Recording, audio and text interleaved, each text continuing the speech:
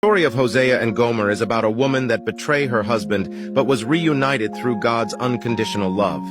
There was a prophet named Hosea. One day God spoke to Hosea and told him to marry a woman named Gomer, who was known to be a promiscuous woman. Hosea obeyed God's command and took Gomer as his wife.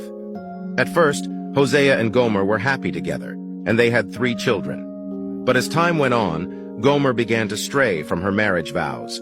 She would sneak out to be with other men and engage in all sorts of sinful behavior. Despite Gomer's unfaithfulness, Hosea remained faithful to her and continued to love her deeply.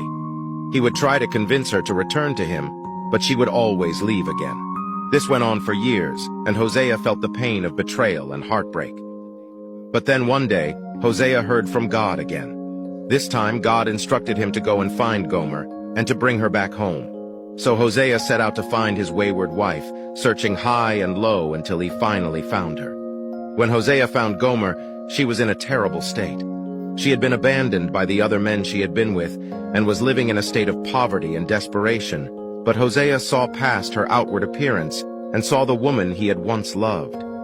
Filled with compassion and love, Hosea took Gomer back home with him. He cared for her, provided for her, and showed her the unconditional love that she had always longed for. Over time, Gomer's heart was changed, and she became a faithful wife to Hosea once again. The story of Hosea and Gomer is a powerful example of God's unconditional love and forgiveness. Hosea's love for Gomer, despite her unfaithfulness, mirrors the love that God has for his people, even when they turn away from him, follow for more.